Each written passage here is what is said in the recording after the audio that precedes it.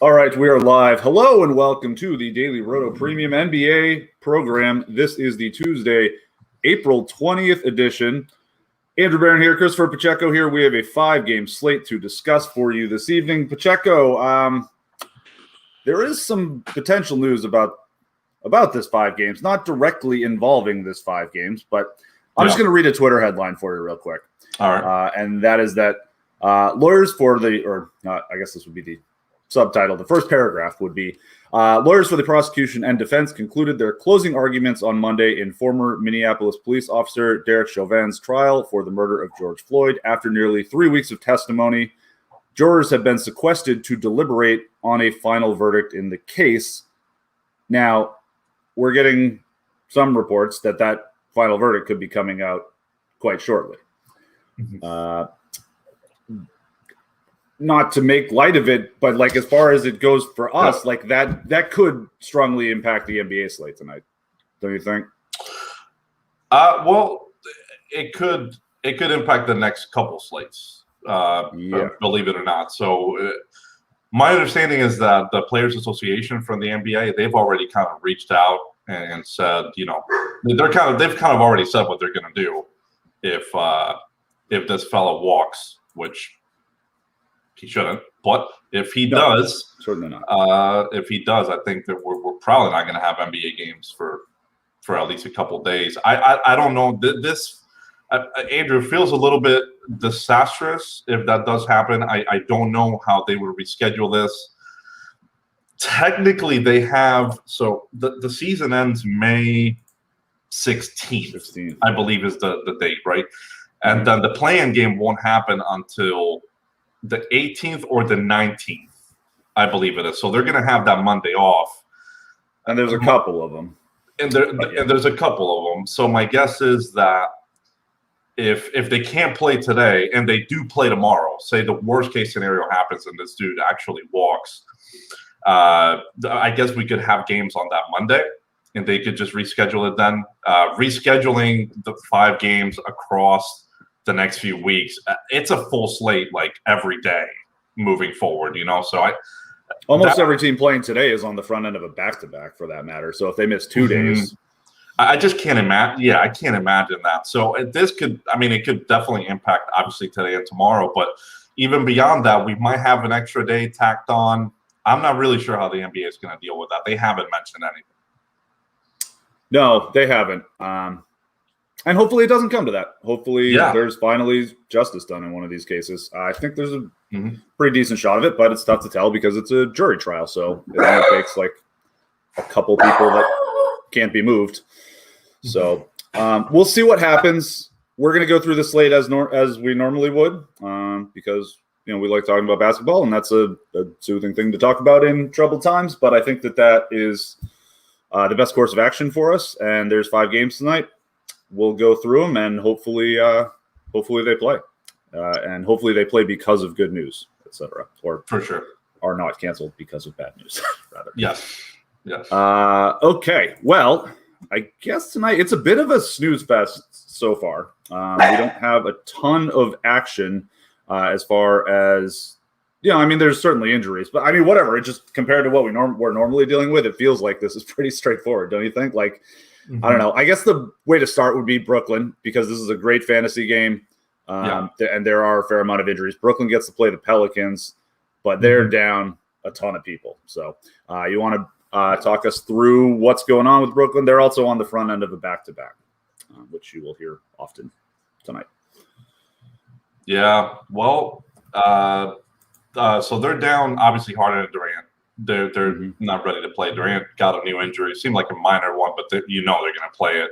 Really careful with him moving forward with the playoffs right around the corner. So no Durant, no Harden, no Tyler Johnson. They also don't have Nicholas Claxton. I guess that's the newest one that is a rotational player and won't be available for them. Honestly, I really don't think it was going to be a big deal today. They need DeAndre Jordan against Zion. It's not like DeAndre Jordan's the best rim protector out there, but they need him out there regardless. So I didn't think this was a Claxton slate anyway. So it's down a lot of dudes that play in the rotation for Brooklyn, and obviously 2 superstars, which is going to leave Kyrie Irving with just an absurd opportunity set. He had a near 60% assist rate in that game against Philly, where Durant didn't play and Harden didn't play. It's just stuff that, Andrew, we can't really even project. It's just out of this world, the stuff that he can do without those superstars out there. So obviously he's going to be a really straightforward play in a really strong matchup. Brooklyn still has a 116 total here without all these dudes out there, and the Pelicans are a good matchup, not just for Kyrie, but for pretty much all these dudes. Oh, yeah. So the question really is what to do outside of Kyrie, because he's projecting as a top play on the board. And that's where things get a little bit iffier, I guess you can call it, because there's not really a lot of straightforward value on the Brooklyn side. But you can play a few of those dudes, Joe Harris, maybe even DeAndre Jordan. I mean, this could be that matchup that he plays, 26, 28 instead of the 23-ish that we're projecting. Yep. So yeah, because you can always keep him on the floor at the very least, because you're not afraid of the Pelicans shooting. So he can stay out there and just run drop coverage. The problem is, you mentioned with Zion, I'm with you, having him just park by the basket is probably useful, but they don't have anything. They don't have any kind of personnel that can deal with Zion, because the thing with him now, where he's taking it in the sort of Giannis style, where he gets it above the arc and just kind of goes to work. If you back off of him and DeAndre just goes and hangs out at the basket, then you're giving Zion a couple feet.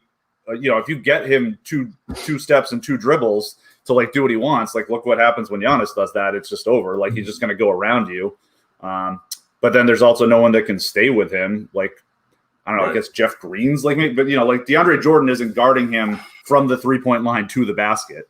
Blake Griffin's not doing that. Bruce Brown's too small. I mean, he might be one of the guys that's tasked with trying to. It's just, Zion is really going to have a field quite a day, I think. Yeah, it's just quick. Can Jordan keep him off the boards a little bit? Yeah, perhaps. But he's also got Adams out there too. So it's going to be it's a very juicy spot for Zion. Obviously, it's an amazing spot for Kyrie with all the with how bad the Pelicans are defensively and all the rates that he's going to have. He's just going to get to do as much shooting as he wants. But yeah, I'm with you. You think Claxton might solidify somebody else, especially with, obviously Aldridge is gone now too. It's just it doesn't really, because now they can just, they've got Alizé Johnson back there. There's not really a ton of super strong plays here. Joe Harris is fine, but he's not a guy that gets a ton of extra work when nobody's out. We have quite a large sample of that because he quietly hasn't missed much time this whole time. Bruce Brown is a very opportunistic player, but he's kind of like a small Aaron Gordon. He doesn't do a whole lot for himself. It's kind of he makes a lot of nice cuts. And I don't know. I'm with you. I don't think there's a ton of guys on Brooklyn other than DeAndre Jordan could have a big game because he's a center and maybe he gets 16, 18 rebounds, and then Kyrie. Yeah, but I'm not. I also wish some of these dudes were just a little cheaper. Landry Shamet is a good example of that. I think, given that no KD and also no Tyler Johnson and just the guys that are out for Brooklyn tonight, he's going to get more run. We're projecting him for more run, and it's still just not really getting there because he's just not a great fantasy player. So that one kind of feels thin. So it just feels like if they were just a little cheaper, man, that maybe they'd enter the conversation a little bit more. Yeah, I think that's fair. Shaman does have some room for upside. I mean, he'll occasionally have the game where it's he gets a lot of running. With him, it's a lot about the 3-pointer. So if he drains a bunch of them, good spot. But you're right. It's not if he was min price, that's another situation. But right. And then on the New Orleans side of the ball, I mean, Brooklyn's not exactly a great defense either. I just talked about how Zion's going to be able to do what he wants. I think it's a nice spot for Brandon Ingram too.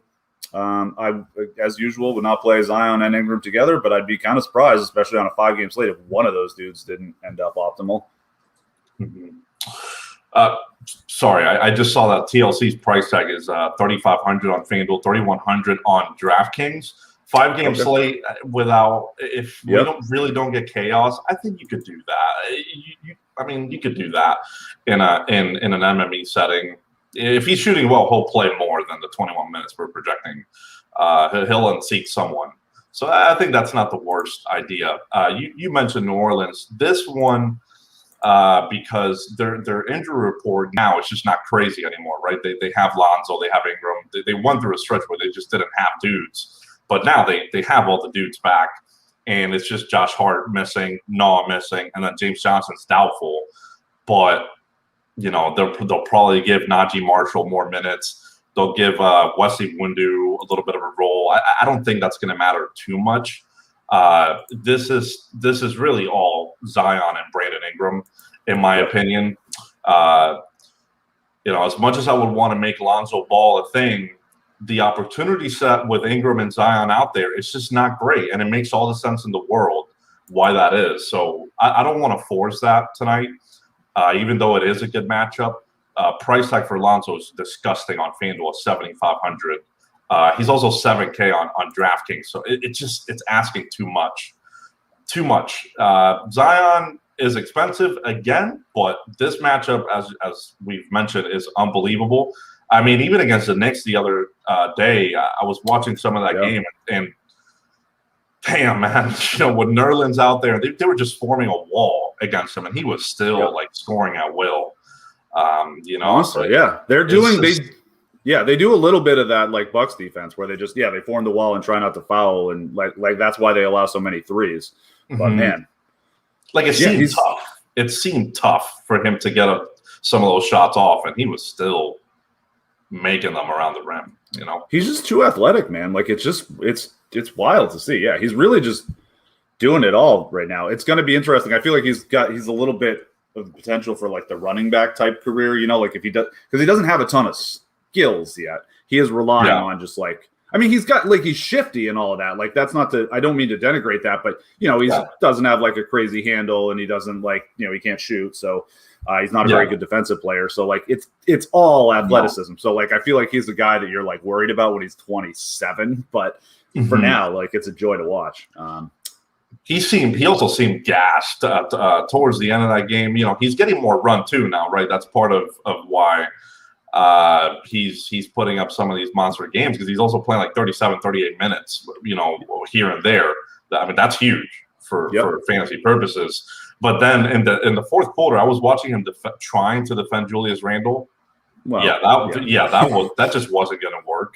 No. You mentioned the short arms that he has, and that's a reason why he doesn't really generate the stocks. But defensively, honestly, it just doesn't seem like he tries very much. And I think part of that is because he's spent. He's tasked with so much of the offense. I think there's probably something to that. And teams when they're bad, also aren't trying. So I don't know. I guess New Orleans is motivated. I think they're 11th, so they could get into the playoff game or the play-in game. I think they could. They're starting to fall. They've lost some games here lately. And remember, we went through this with Sacramento where we were okay, this is a stretch where you got to win or you're out. Seems like with the Pelicans, we're a game or two away. I mean, they're kind of falling. And we got 27 days left in the season, so you just can't be losing these games. And tonight at home, they got to win this one against Brooklyn with essentially just Kyrie out there. So Zion, Brandon Ingram is the other one that the other night against Washington just absolutely tore them up. Oh yeah, and just didn't leave enough for Zion. Ingram just did it all. So it's going to be like that with those two. They don't they don't play super great together. It's going to be. And they're both expensive. So, it's going to be we talk about this often with teams that have two studs. And we'll talk with Brooklyn when we get in the playoffs, man, playing two of those guys, even on a 2-game slate, I feel it's probably going to end up being bad sometimes. But when you have all those expensive guys on the same team, they really can cannibalize one another. So, I don't think you're looking at more than one of Zion or Ingram, just like you aren't looking at more than one of Beal and Westbrook. You worried about the slate size at all with that type of thinking in terms of maybe a high 40s burger from both of them can do it? Does it make it riskier? Yes. Does it make it easy? No. Am I potentially blocking myself out of the nuts doing that? Yeah. But that's pretty much every rule. It's just if it only works 1% of the time on a 9-game slate. Maybe it works 3% of the time on a 5-game slate. But I think more people will play them together accidentally or through game stacking. Gotcha. Yeah, well, if that's the case, I would still want just one of them. But when I looked at the slate and it was just 5 games and not a lot of news expected, I was like, okay, maybe this would be a slate where I wouldn't want to do that. But I think you're right. Other people are going to think the same way too. It's not just me saying this, Right. Yeah, I think people will relax on it. So I don't know. We'll see. I wouldn't necessarily do it. Jackson Hayes is a $3,500 power forward on FanDuel. Like, that's not insane. He doesn't really play with Adams. Like, they did that a couple games out of necessity. Like, they won't do that. But if Adams gets foul trouble. I mean, Adams is old. He's not. He's like 27. But right. Moves like old. Yeah, he doesn't move well. He never really did, and he's just kind of like not very good anymore. But I don't know. I think Hayes could get in there a little. Like whatever. There's potential for him to get, if he gets 20 minutes instead of 16, great. He also has a floor of 9 minutes, but on a 5-game slate, I think that's somebody you can mix in an MME. No disagreement. It's not the craziest play on a 5-gamer. That as of right now looks pretty limited on news. Obviously, subject to change later because things just happen that aren't on the injury report. But I don't think that's the craziest thing. Right, and he's got block and steal upside. So you could see him put up 1.5 fantasy points per minute. In which case, that's great. Okay, Charlotte and New York are also to play this evening. We have the Knicks are on the front end of a back-to-back. Charlotte is not. Charlotte is still without Lonzo Ball, Gordon Hayward, and Malik Monk. Although Ball has been cleared as that his wrist is healed, so he's cleared for basketball activity. It's probably going to take him a little bit to get back into shape. I don't know. They're falling out pretty bad.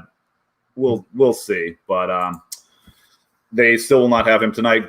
Devontae Graham is questionable, but other than that, fairly clean. It's just if they're down all 4 of those dudes, we saw the Terry show the other night, and people weren't as into it, which I was pretty impressed by that we got that when they were just down enough dudes that he was going to take the shots, and he finally had a good game. So the game log watchers kind of got burnt there. Yeah, for sure. He had a couple really, really strong games there. And even with Graham potentially back tonight because he's Q, and that's really the biggest Q of the slate as of right now. The things that we know, he's the biggest Q. If he just can't give it a go, certainly Rozier will take on a bigger opportunity, no doubt about it. That's what we've seen of late here without Graham and all the dudes out, and then one of the Martin twins would start in that scenario. That's one of the things that is kind of looms ahead on this Charlotte team. The other thing is I wonder what they're going to do in terms of starting center. So I was wondering if they just do PJ Washington. They could and just do McDaniels and Bridges as the power forward, small forward combo. Because remember, they start Nerlens and Randall on the other end. So if they wanted to go more traditional route, they could do the Vernon Carey fella that has been starting for them lately, and then PJ Washington at the 4. It might be something that they try this game. I'm honestly not sure. And if Carey were to start, we saw 34 minutes one game, and then we saw like 7 because he was in foul trouble the entire time. Like he got 2 fouls in the first 20 seconds of the game, came back in the game, picked up more fouls. So the floor was horrible. But we saw a 34-minute game. So if he starts, I think that that might be interesting on the Charlotte side. Yeah, that's reasonable. He's also $3,600 power forward on FanDuel. So there are definitely options out there. If he starts, I think that makes for a pretty solid play. Let me see here. And PJ, I think, does stand out. He's pretty cheap around the industry. $6,500 on FanDuel. What do we got on DraftKings? He is 54. That's 54. Yikes. Yeah, that's really cheapish. That is very cheap. Tougher matchup against New York, but again, he's a guy who's going to do it. Some rebounds are going to be helpful for him. He's, it's bigger guys are less hurt by slower paced games. So fantasy wise, so I think he could be okay. I'd love if he starts at center, man. I would really prefer that for his value tonight. I'd like to see that too. I don't know if I don't know. I guess they could do it. I guess they could try it. I don't know. Try it. I don't know if it'll work, but right. We'll see. Because it's really just Randall, because Nerlens is not a threat at all offensively.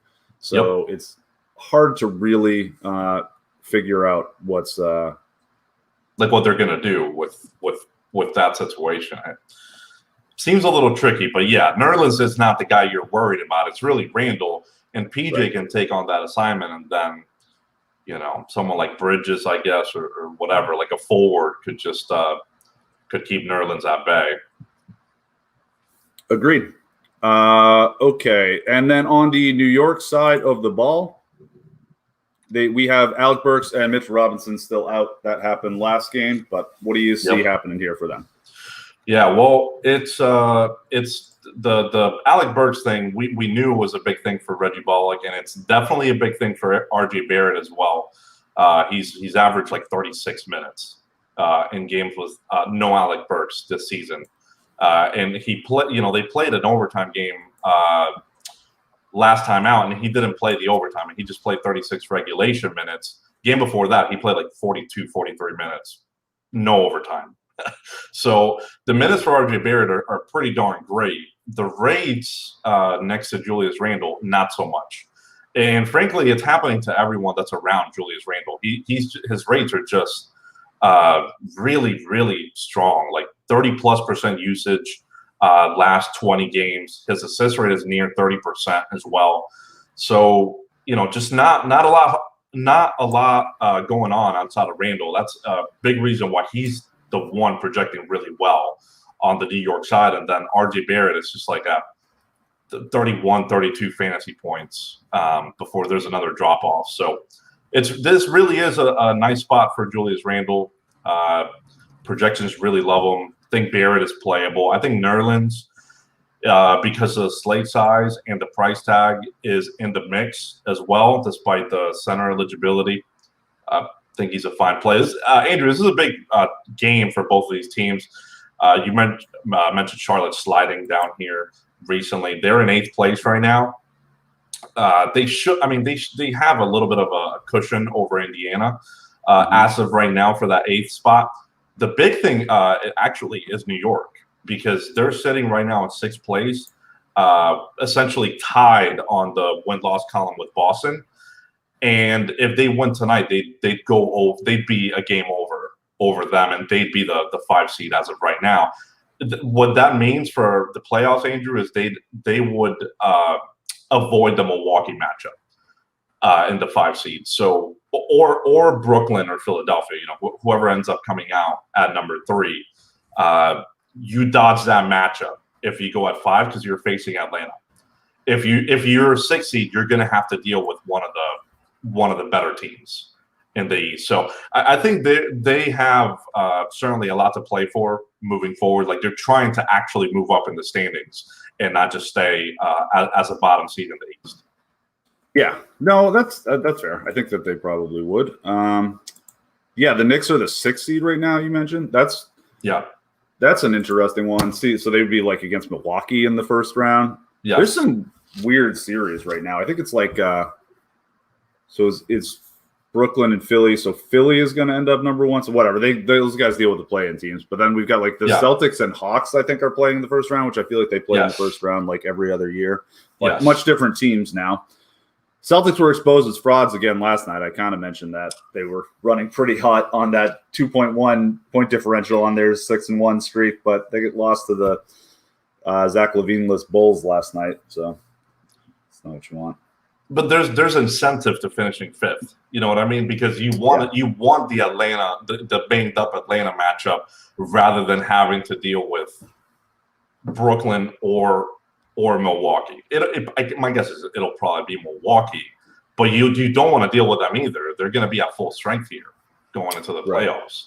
So it's an early exit for whoever faces them. Oh yeah, any of the teams, right? The 4 or 5 teams are like the one where we don't know the outcome of the first round, basically, because Brooklyn, Philly, and Philly, whatever. Philly can do dumb stuff, but I think Brooklyn, Philly, and Milwaukee are going to be massive favorites in their first round series. Yeah, for sure, as they should. Yeah, absolutely. I'm not saying they shouldn't, but you're right. It does become a bit of a chase for the 5th seed. It's a bummer actually. More of the teams aren't on back-to-backs. That we don't have anyone on the back end of a back-to-back, because I bring up the Celtics and Bulls, but there were some awesome games last night, like really good basketball games. Maybe we'll talk about them a little bit later, but Steph Curry did some Steph Curry stuff. We had that amazing Milwaukee and Phoenix game, like kind of at full strength. It was a real playoff feel. Denver, Memphis won. Ja Morant's coming. Ja Morant finally has the game. Yeah, it was wild. I actually felt a little not dumb, but like I was thinking about that with Memphis, and it was basically like I looked into it and I was like, okay, god damn it, did Ja just go like 9 for 12 at the rim? Because I always talk about how bad Denver is at rim protection. He didn't quite, but it was more. It was a quick game, and they got out in transition a ton. They had a lot of steals, and they got transition buckets off it. So that's like very much the Ja game we've talked about. You're really wanting is just they like 27% of their plays were transition, and they were very good at finishing them. So that'll help. Okay, Atlanta and Orlando. I believe both of these teams. No, I'm sorry. Atlanta is on the front end of a back-to-back, and they're going to be down a bunch of dudes again. John Collins is back, but no Gallinari, no Hunter, no Reddish, no Tony Snell. What do we think is going to happen as far as the Atlanta rotation goes this evening? Well, they're much better than Orlando. Great point. I'll tell you that much. They call that cleaning up the low-hanging fruit, what you just did there. It's like that's why New Orleans looked okay for the first couple weeks, because you got a professional coach in there like Stan Van Gundy that cleans up the low-hanging fruit. It's like, all right, we're going to at least box out on defense, right? We're going to foul a little less. Like, that's the low-hanging fruit. Atlanta better than Orlando. Low-hanging fruit, you're a real professional. The industry. Thank you. I try. This spot just, to me, when I saw this, I was like, blowout territory for sure. And then I saw the 12-point spread. Kind of confirmed what I was thinking. I am actually, so I'm hoping that people play it that way, and obviously it doesn't end up being that way, right? Because if it does, like Trey is showing up again as another, another good leverage play once again. Clint Capella, this is Jesus. I mean, if there was ever a Clint Capella spot against Wendell Carter Jr., this just seems like a smash fest for him. Individually, John Collins only played 20 minutes last game. I'm not sure how much he'll be able to give it a go in this one. Like, unless we get a good report that he's ready for 30, maybe he could enter the conversation. But as of right now, he's not really on it at all. So this is really Trey, Clint, Bogdan. I think Herter, without Tony Snell out there, he showed a nice ceiling game last time with 40 minutes. And he still has a mid-tier price tag that I think it's exploitable.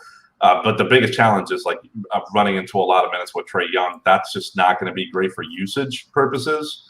But I still would play him in this spot.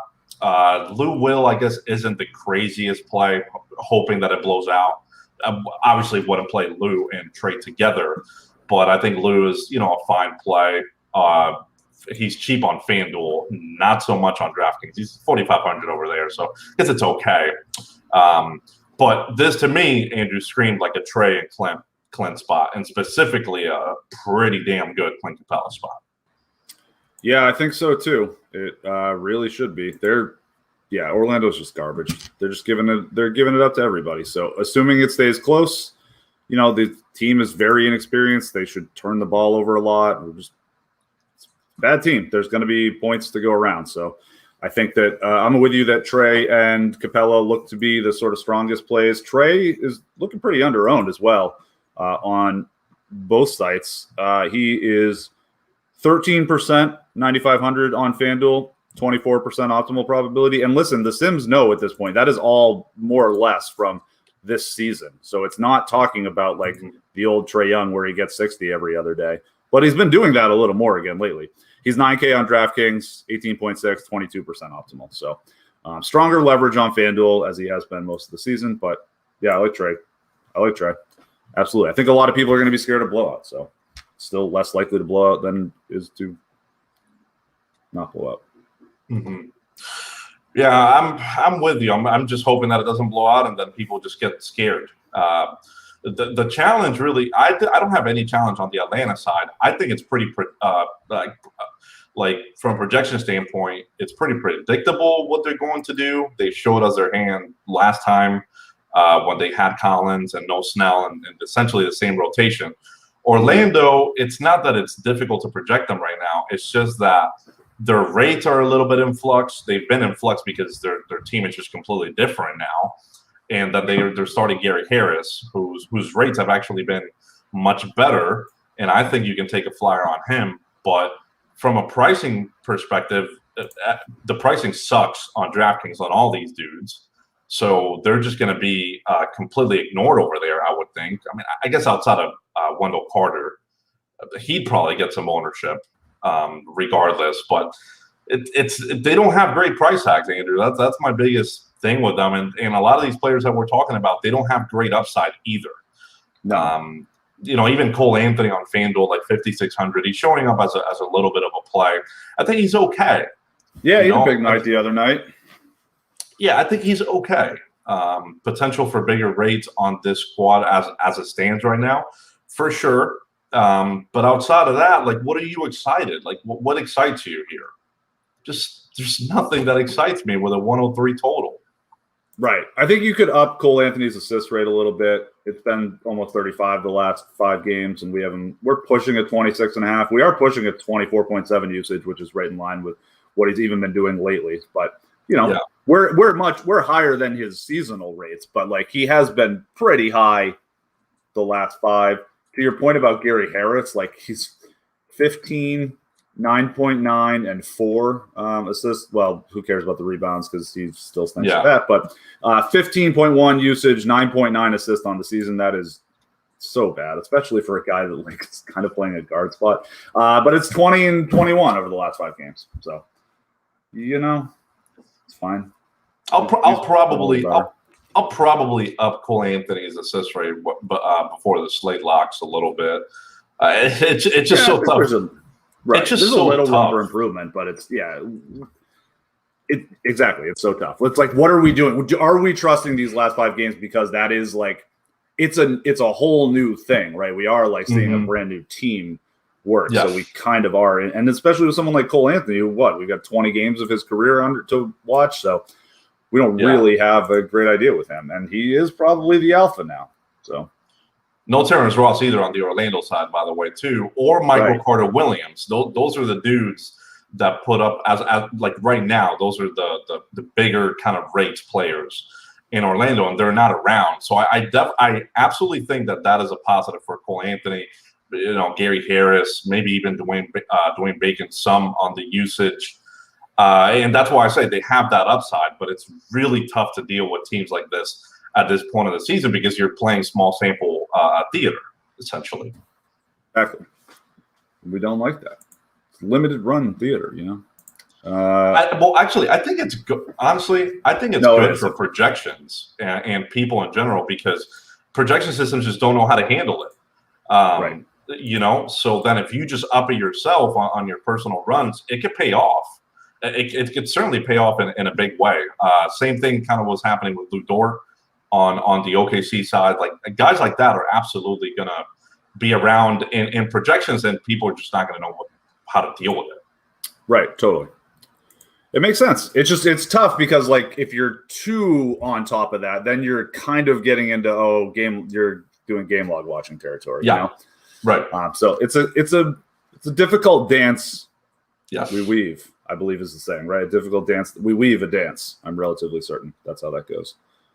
But I'm going to throw the chips up in the air and wait for the other shoe to drop in the meantime and discuss the Clippers and Trailblazers, who are both on the front end of a back-to-back this evening.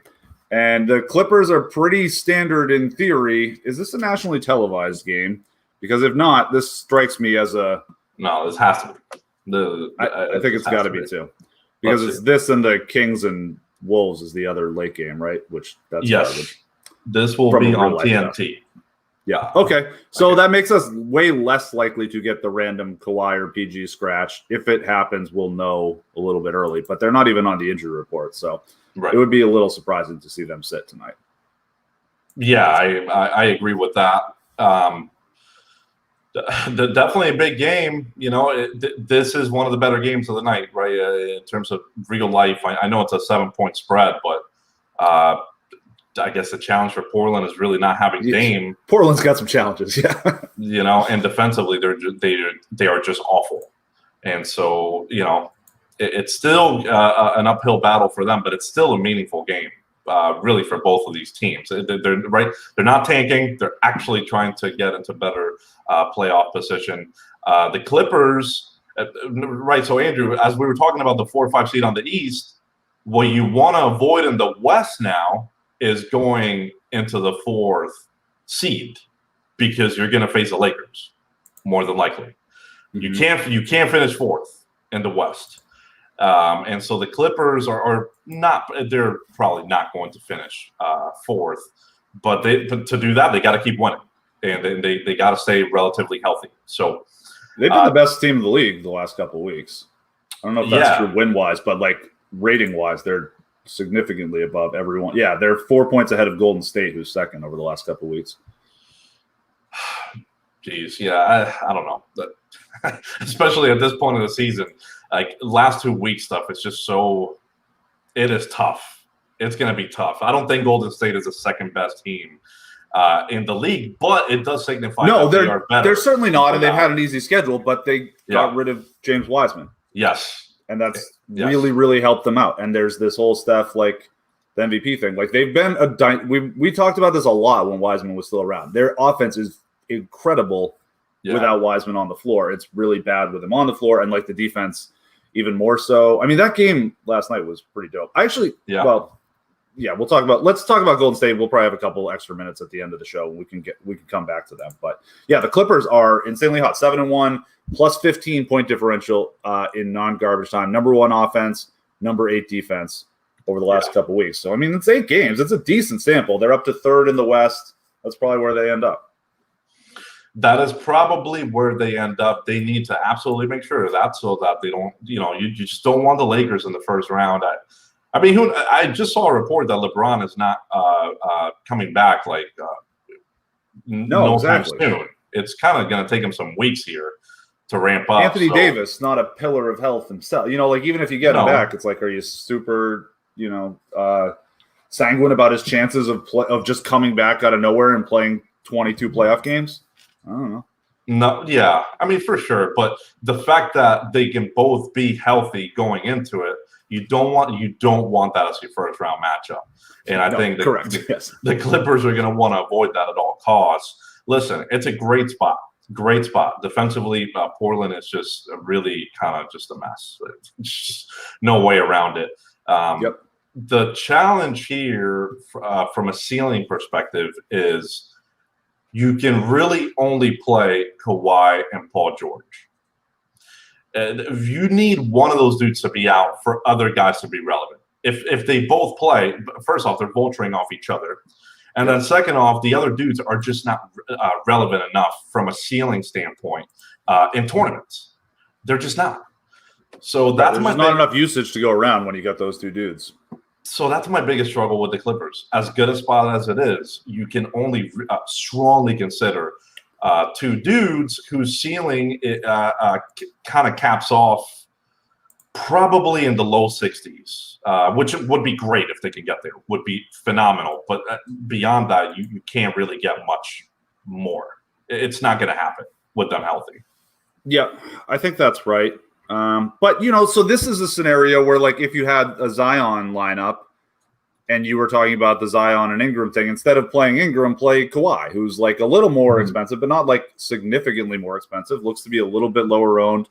He's 8,400 for Ingram and 9,200 On DraftKings, they have the exact same optimal probability. Kawhi a little bit lower owned. And then on FanDuel, it's the same kind of thing. Yeah, 99 and 86. Yeah, and both have mid-20s optimal probabilities, and Kawhi is 4 or 5% lower owned. So pretty much the exact same situation. Like I like Kawhi with Zion. That's a pretty nice start. And Kawhi, I'm with you. Like it's hard to see the 65 coming tonight because of all the things going on. He's going to have Paul George. Like if he's really got it going, the Clippers are going to dominate him. That's the other thing.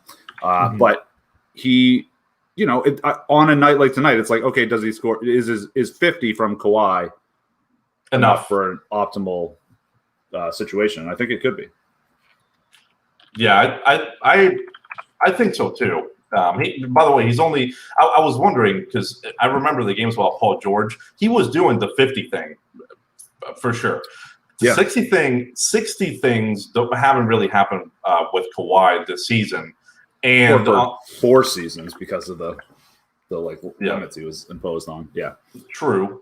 But on the flip side of that, neither has Paul George really, and that's why I mentioned the fact that their ceilings are really mostly in the 50s rather than the 60s. It's a thing this season. Like Kawhi's only done it 2% of his games this season. George has done it 5%.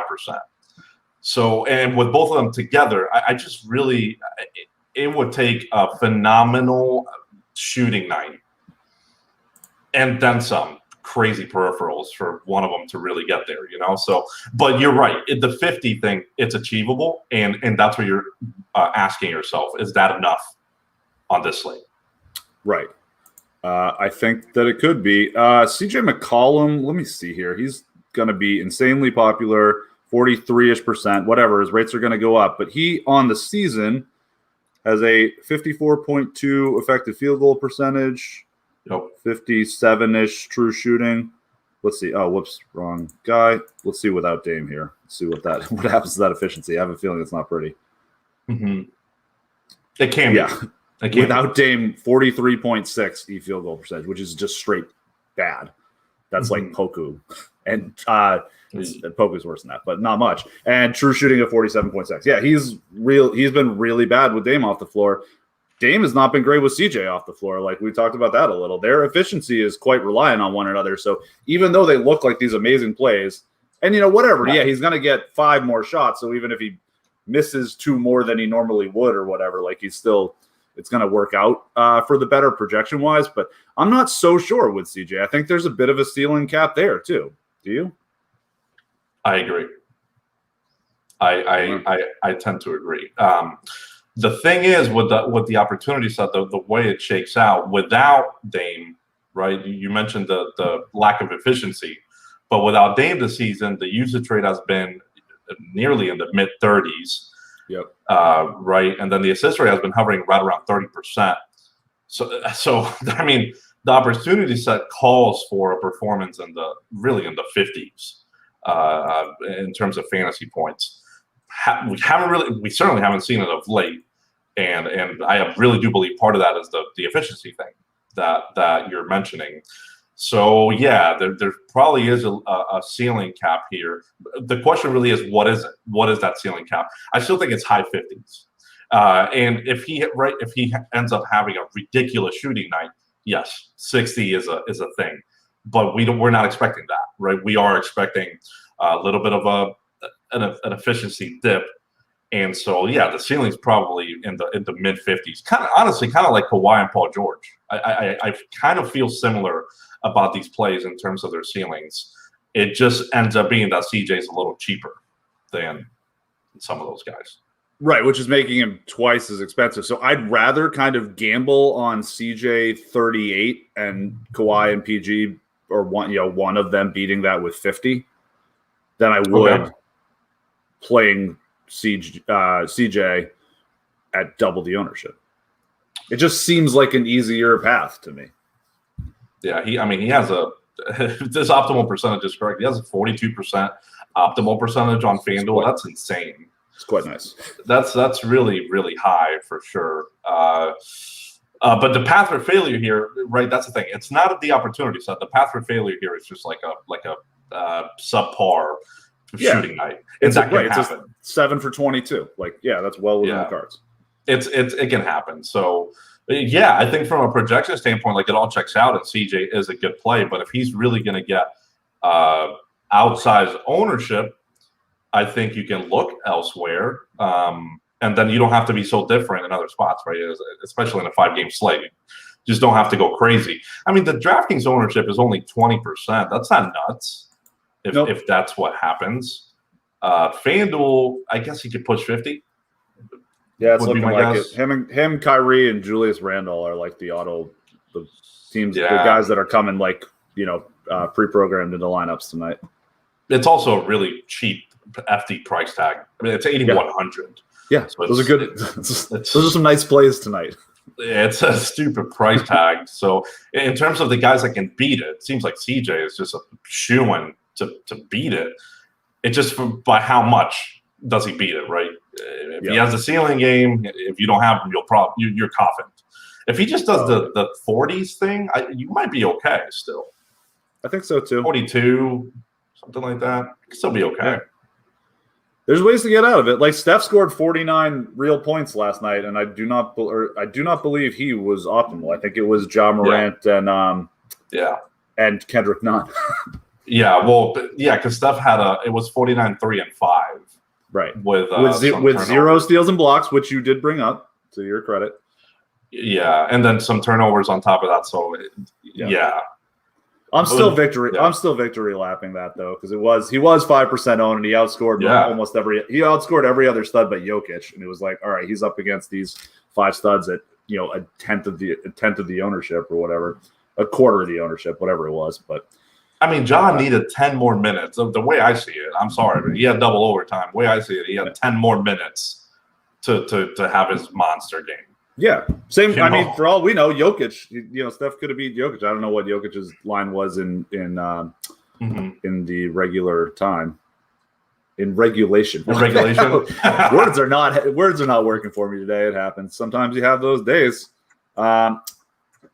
Let's see. Okay. I also am interested in Carmelo Anthony here, I think. Sure. Cantor is projecting pretty damn well as well. Yeah, Cantor projects quite well, but with no Nurk, Carmelo becomes the backup center, and with no Dame, Carmelo becomes the second best scorer. So it's like, I feel like they need him tonight. Yeah, sure. Plus, he gets, I feel like he doesn't, Carmelo doesn't get to play against guys at his level very often, and tonight he's going to be like, okay, Kawhi and PG are in town. These are like my actual rivals. Like, I don't think he gets up to play against Miles Bridges and his brother. Yeah. Who are, significant. But, like, obviously, Carmelo still thinks he's one of the 8 best players in the league. And he's probably excited to play against Kawhi and Paul George tonight. Yeah, the other attractive thing about that is the $4,200 price tag on FanDuel, $4,400 on DraftKings. It's really just not asking for a lot out of them. I really like that call. And it feels like we're right around the good minutes, too. We're projecting 27. That feels good. With upside of like 29, 30 being a possibility. Also, what I like about this matchup, Andrew, is Zubac's on the other end. Yeah. But Zubac isn't always the guaranteed closer, right? Exactly. They got Batum and Morris in the lineup now, so they can do the small ball thing, and that obviously will benefit Carmelo if he's on the floor. Yeah, and Zubac has got a really tough guard. Can Cantor put a couple fouls on him and make that harder for him? Like, yeah, man. I think there's a lot of paths for Carmelo to play 28 minutes tonight, and if he does, and there's with any kind of minutes he's got, like, he's going to put up more shots than he normally would because Dame's not around. So yeah, that seems like a good call. And Cantor himself is just 5,500 on FanDuel. I don't know. Some of these price tags are just, God, man. It's not a matter of, are they going to beat it? They probably will. It's just, but like, how much? Right. He should have been at least like 6,400 or something. Kind of where he was priced around with no Nurkic. And now Nurkic is out and we have the dumb price tag again. I know. It's like I really want to play Karl Anthony Towns tonight, which we'll use that to transition into the next game. But because the second and third best center plays on FanDuel, I guess Towns is technically the first in optimal percentage. But, like, Towns is twice as expensive as Cantor and Hassan Whiteside. Twice. Okay. Yeah. Yeah. Listen, Whiteside has 8-point downside. So yeah, whatever. Cantor's got 18-point downside. Like if the Clips decide to play him off the floor, I don't think they will because they've been quite happy with Zubac this year. Zubac's a pretty decent player. Yeah. I don't think they'll end up doing that. Cantor's gonna get 12 and 8, even if it's in 15 minutes or whatever. Although the Clips are a pretty good rebounding team, even when they play small. So, but regardless, Cantor's just like too talented. He's a really good offensive player, and he'll get his. That price tag is just dumb. He's pretty safe. Whiteside is not safe, but he's got monstrous upside. Like they both have.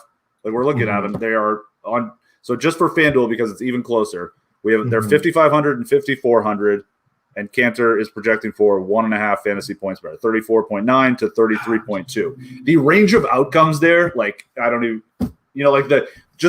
talk about the normal range of outcomes, like the 25th to 75th, right? Like what happens half of the time. For Cantor, it's like, I don't know, it's plus or minus 6 or 8 points. On Whiteside, it's plus or minus like 12. It's really dumb. For sure. Cantor's the you want to talk about a safer play. It's Cantor. Right. It's not because he has a higher projection. No, it's not at all. It's because, he is pretty much guaranteed. Cantor is highly unlikely to not get you 25 points tonight. Whiteside, who knows, dude? And he's got a tough matchup too. Like in theory, like the Wolves' offense has been good lately. The defense is still a train wreck, but the offense has been good with Russell and Towns back, and Whiteside can't guard Towns. Towns plays at the perimeter. Like he might get played off of the floor, and they have run some Mo Harkless at center lineups. So like there's some real scariness for Whiteside, but also there's a real chance that Whiteside puts up 50 at 5,400, and then we're like, okay, well why did we talk about anything else? Just play the best plays, right? Well, with Whiteside, it's not so easy, and it's just not as straightforward as what we're talking about. That's what we're talking about, the range of outcomes. No, I just remember I'm half making fun of Davis because I remember at the Masters there was like Conrad Connors. I prefer to call him Conrad. It's been a long running joke from my working in golf days. Conrad Connors was like the 40% owned guy, so it's like, all right, well, he can't really putt, new here, like whatever. Golf guys just don't play at 40% owned unless it's like unless it's like the best dudes. If it's a DJ, you can talk me into some 40% every once in a while. But Conrad Connors gets a freaking ace out of nowhere, like as the monster chalk, and Davis is just like, I don't see what's so hard about this. Just play the best plays. Stop worrying about game theory. Like as the guy hits a hole in one, it's like, dude, there could not be a worse moment. And the most Davis statement, like it was great. I don't think he was joking. No, awesome. I don't think so either. Great call, Davis. Wow, that is a great call. Way to go. Switching it back to basketball. So to point out the Cantor thing, he's played some games this year with Nurkic. Like Nurkic hasn't played a lot, but he's certainly played some. And Cantor has still scored, looking just straight up on FanDuel, because on DraftKings, these metrics are going to be a little bit more inflated because he can get the double-doubles. So on FanDuel, where he doesn't have that benefit, he has scored 20 fantasy points 82% of the time. Talking about that floor, he just seems like such a stupid bet to get to 20 so easily. 30, he has surprisingly, even with Nurkic playing some games here, he's been at 43%. And without Nurkic, obviously those minutes are going to grow, right? So just seems like such a standout play, both from a projection and real life standpoint. He's your cash center on FanDuel. Like, don't overthink it. Yeah, don't overthink that one. So you mentioned this Minnesota Sacramento game. I guess we'll start in Sacramento because you were talking about Whiteside there. First off, I would like to get confirmation that he'll start, because you just don't know with the situation, right? We've seen Damian Jones randomly starting. Damian Jones, who really shouldn't be starting at this part of the juncture. Man's got a second 10-day though out of the deal, Hey. Yeah. So so that is a part of the way that just Whiteside doesn't get there, or Metu randomly starts. You just don't know. So that carries some level of risk. Let me see the peon on him on FanDuel. He's 17-8. 17-7. Okay, so that sounds about right. The upside is fantastic. The floor is not. It's just not fantastic. We don't know. So that one's a little tougher, but I would still chance it on a 5-game slate. You got to do it. You got to have some lineups with this dude out there. Oh yeah, you have to. No Richaun Holmes. He should start. He should. We just don't know if that's going to be a thing moving forward. Harrison Barnes, De'Aaron and it's Fox. Scary that the other thing that's scary, like it is, I almost am more into it. This may sound dumb. I almost like Whiteside more if he doesn't in some ways, because like there's also the path of, I don't know. I guess 5,400. It's like it's too tough for that. But it's just a really bad matchup for him. There's also a path where he gets 2 fouls immediately because like he is being forced away from the basket. It is. It doesn't seem like and that's why I mentioned the other centers, by the way.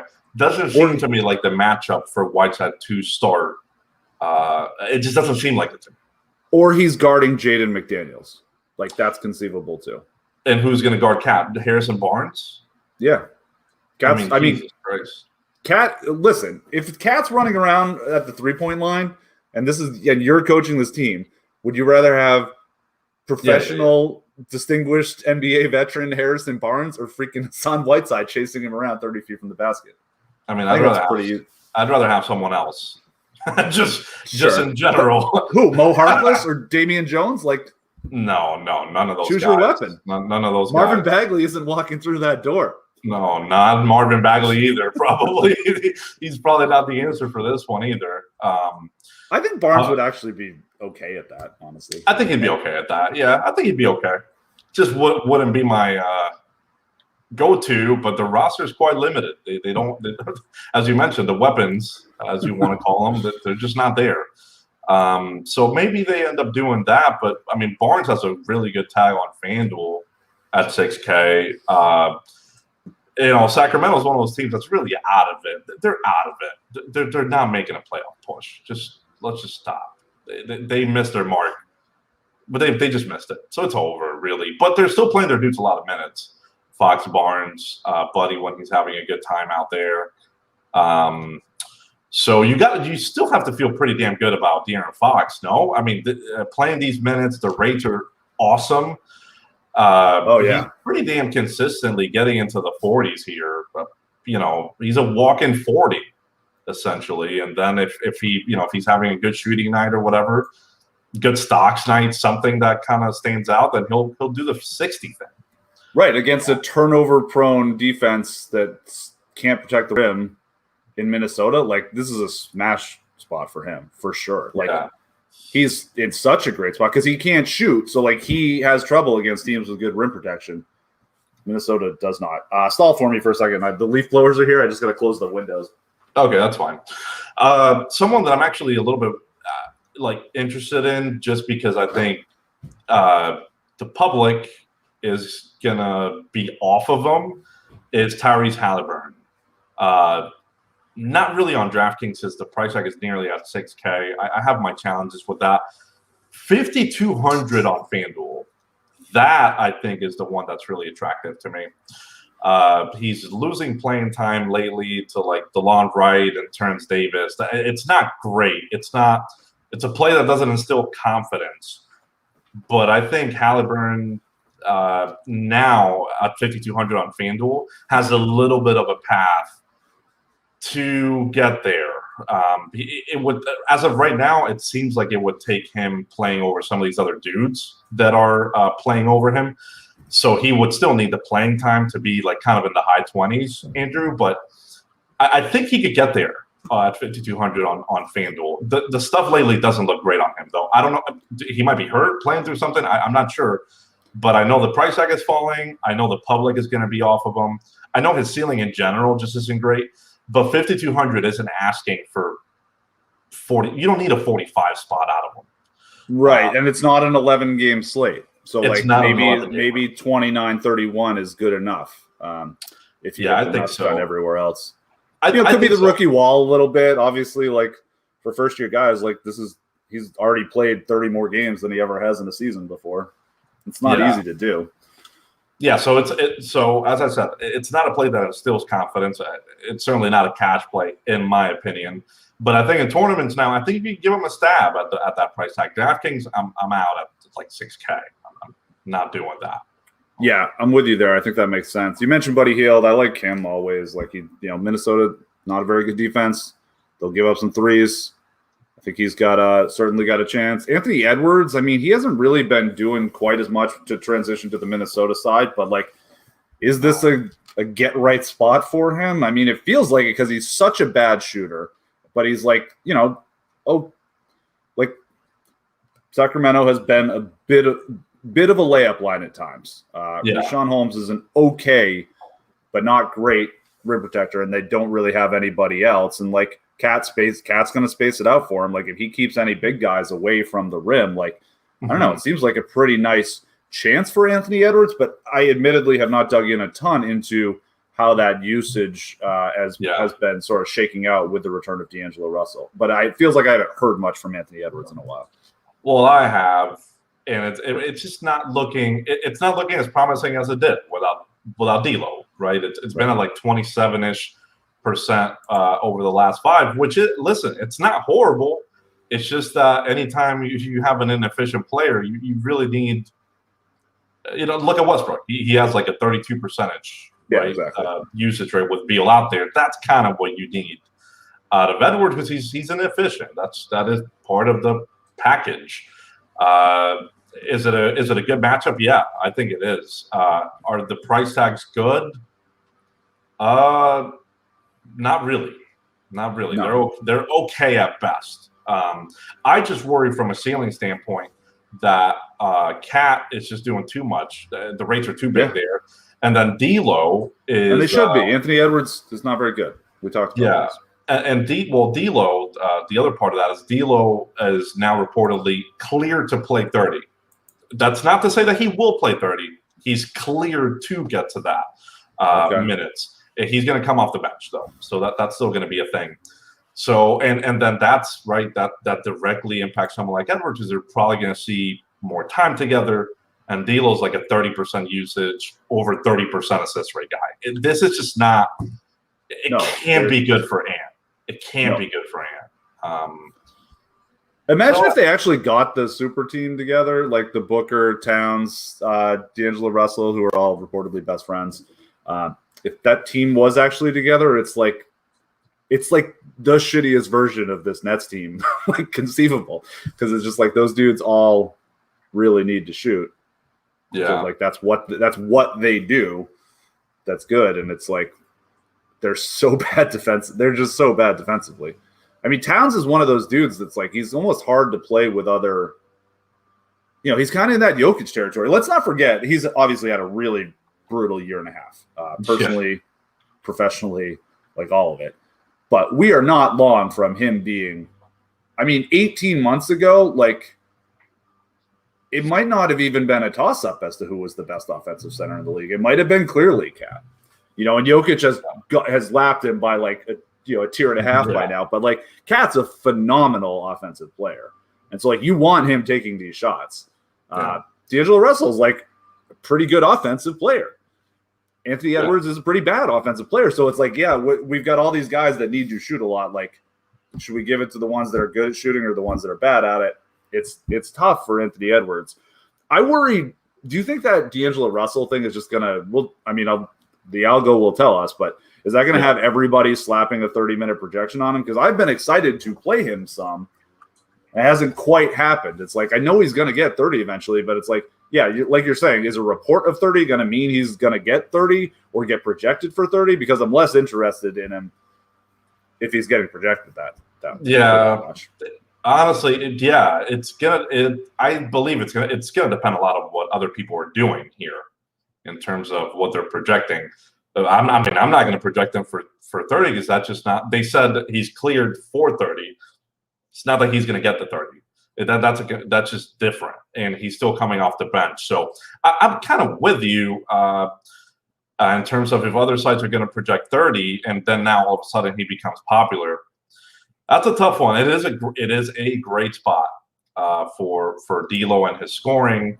The price tag is also pretty good if he can just do the 30 minutes. I mean, even just 28, he's already kind of popping as a plus value.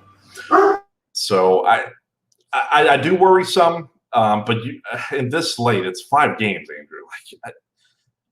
How much can you realistically limit this guy? If he's really just like 15% owned, I don't think that's a challenge. That's what he's showing up on DraftKings. FanDuel, he's showing up as 11.5%. I don't know about that. I think he's probably going to push 15, 20. I can't imagine him being lower than that on this slate. Yeah, I think that's probably fair. There are, McCollum and Paul George will be popular, so that's out there. Devontae Graham, if he plays, has a nice enough price tag. Bruce Brown's going to be popular. So there are other dudes. Yeah. Dwayne Bacon is actually picking up some ownership. So, I don't know that D'Angelo Russell has even room to get to 30% if he got a 30-minute projection on it. But, yeah, it could get pretty close. To 30%, yeah, maybe. Maybe in a 5-gamer. Maybe in a 5-gamer that can happen. As long as he stays closer to the 15-20 kind of marker, I'm down. Cat is the other one you mentioned. You don't know if it's the best thing to play him on this slate with those other dudes cheapish, just cheap, not even cheapish, just cheap. He's not doing the 60 thing very often. Only 6% of his games this season has he done the 60 thing. But he's also hasn't played a whole bunch either. So that's part of the equation there. The thing is, there is a path for him, Andrew. There's a path. Look, Whiteside, his floor is not phenomenal, and then Cantor can just kind of hover around his projection, and then if Cat can really get up to the upper 50s, 60s, I think there's a path for him on this slate. So I wouldn't just straight up say, hey, I'm not playing Cat because Whiteside and Cantor are cheaper. I would still give him a go on this slate. Right, and he has even more outs than Whiteside and Cantor because it's a slate with not a lot of studs. There's no Giannis, no Luka, no Harden. It's Kyrie and Fox are the other monster fantasy studs. And we're those guys. All 3 of those guys are generally more in the sort of tier 2 type of fantasy stud, and we're putting we can put them all in tier 1 for tonight because they're the best 3. And Randall and Zion can also sort of compete with that. CJ, but we're not fading 70 Jokic from Russell Westbrook or Jokic. Exactly. So I think a Towns 60 and a Cantor 26 and a Whiteside doesn't really play. Yeah. Gets Towns into the optimal. Yeah, that's why I wouldn't discount him. That is the reason I wouldn't do it on this slate, even though he's not doing the 60 thing much. It is also fair to question if he can do the 60 thing with D'Lo playing more minutes and with Anthony Edwards still taking up a good chunk of the usage. But the rates have still been fantastic with those dudes out there. So I have hope in a good matchup that he could potentially flirt with those numbers. Right. No, I think so too. I think that he absolutely makes for a reasonable play. Something that does it for the games. We'll talk about, we got a couple minutes here to goof around because why not? I did want to mention because I heard a really good point, I thought, about what's going on with Steph Curry from Nate Duncan, because I remember earlier on in the season having a couple times people would get, and I think we talked about it a couple times on our audio show, people would get frustrated because sometimes Steph Curry, when whoever was out, when Draymond was out or whatever the hell was going on, when he would end up with that sort of alpha projection and he would be more likely to disappoint in that situation than like a Kawhi Leonard would or a LeBron would, when it was just like, okay, this is the only guy. And historically, that's because Steph is 190 pounds and he's 6'3". And we talked about that early in the season, that he's not a Carmelo Anthony that can just force his way into a spot and take his shot. Like, he needs help. Sure. But he has not lately, and he has been doing that on his own. Part of it is, Draymond Green and Kevon Looney are incredible screeners. That really helps for him. But the thing I thought was really interesting, because they were kind of Duncan and LaRue were talking about whether or not, there's people are kind of saying, like, is what Steph is doing the last couple of weeks better than stuff he's done earlier in his career? The answer is probably not. But part of that, and I thought the most interesting point was, and to your point about Golden State overperforming, and I don't think they're the second best team in the league, but they've been monstrous last couple of weeks. But they beat up a very shorthanded Philly team. They lost to the Celtics. They beat the crap out of Cleveland and OKC and Houston. Like, that's not the most exciting thing in the world. And with those young defenses that don't know what they're doing, and with this season where teams aren't practicing, like, they don't really have walkthroughs. Stephen Curry, this was Duncan's point, is that Stephen Curry is like the most unique player in the league, as far as like, he's the hardest guy to figure out the first time you guard him, because he doesn't play like anybody else. Like, his game is just different, and he can pull up from anywhere, and it's difficult to figure out. So, like, in a playoff series, like, if they play against Utah in the playoffs, which is what's happening now, and people are starting to buy into that, like, they're going to get absolutely destroyed, because if you have a chance to like game plan for it, but when you've got a young team that doesn't know what they're doing defensively anyway, and then they have to deal with this like alien and Steph Curry, who just doesn't play like anyone else, right? He's got probably the second best handle in the league after Kyrie, and then he just can pull up with the smallest window. So you give him any space and you're just dead. I think that's very, very confusing for people, and that is a big part of why he's looked so good lately. And it's not necessarily that he's like playing better than he used to. He's playing awesome, but just he's having a great stretch. He also doesn't have to compete with Clay for shots or with Kevin Durant anymore, because he's not on this team. Right, but in the past, that sometimes would hurt him. Like, he would play much better when Clay was out there. Okay, so your argument, I guess I'm starting to understand what you were really referencing in terms of earlier in the season, he didn't seem to be doing what he's doing now. Now he's turned it on. Well, I mean, I also think part of that, no Wiseman, as you've mentioned, is a clear positive for the team. Yep. But it's also more Kevon Looney minutes, which honestly is not a bad thing. It's not a bad thing, especially as a screener for Steph. I think that clears him up a little bit more. But also part of that is the matchups. I mean, come on, man, look at the matchups that we're talking about. Houston, okay, these are some of the worst things I've ever seen. Cleveland, OKC, and Houston are like, those are basically the three worst teams lately, And he did go bananas against Boston. Listen, if you're trying to get an argument from me that he's overperforming or he's I don't know, just not he's better than he was in the past. No, that's crazy. Steph is just the best shooter on the planet, and there's always the conversation of, oh, Dame is better, or no, this time Kyrie's better, and it's always a dumb thing. But people want to force that into it. Just like, I'm sorry to say it, but it's just like the Jokic thing this season, where people are trying to get other dudes in the conversation when Jokic is really the guy this season. He's really the guy. If Embiid would have stayed healthier for a stretch there, I think he might have been the guy. Frankly, I think he might have forced that conversation even more. And I honestly think Steph belongs in that. I really do believe Steph belongs in that conversation. But part of that, and it might be a really flawed argument, part of that is just because I know that if he wasn't available for Golden State, they'd probably be the worst team in the league, flat out. Just flat out. Worst team in the league. Yeah, I mean, OKC would compete with them because they're trying to. But Sure. But they'd be really bad. They'd be really bad. And part of the Steph MVP argument, I think, is going to be, because I've seen some like pushback already of like which I like. Yeah, he's not in that tier one conversation with Embiid and Jokic yet, but he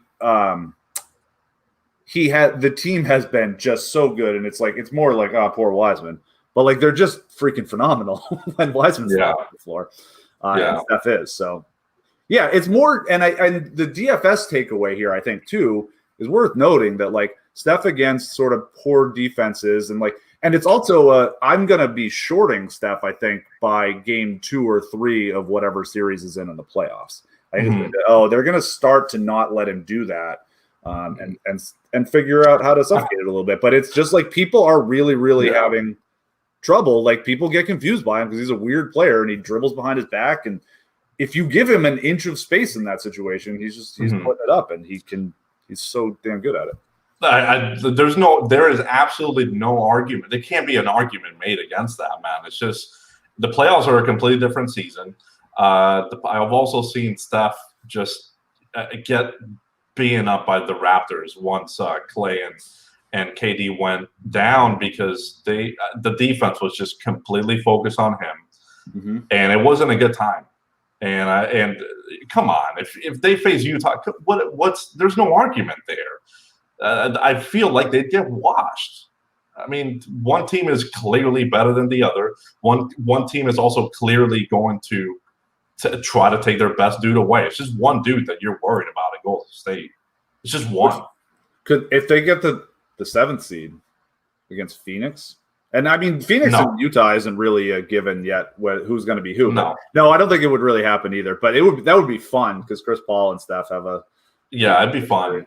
It'd be fun. I just feel like teams are going to know how to attack this in the playoffs, and Golden State's just not. They're not going to get a good matchup. They just can't get a good matchup in the West. So, Denver, Phoenix. Maybe I should have mentioned Denver. Let's just say Phoenix, Utah, and the Clippers. That's just horrible, dude. That's not going to be a good time. I think Denver is actually a team that they could give some real problems to. That's why I didn't want to mention. That's why I didn't want to mention. Right, you immediately stopped. Yeah.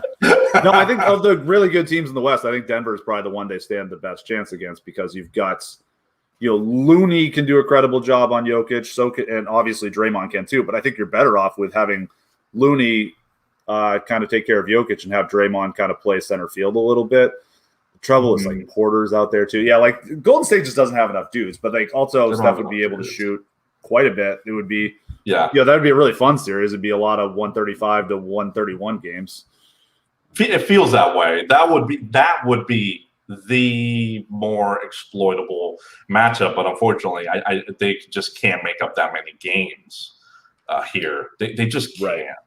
Yeah, well, they need Denver to go to close out the season undefeated for that to happen, pretty much.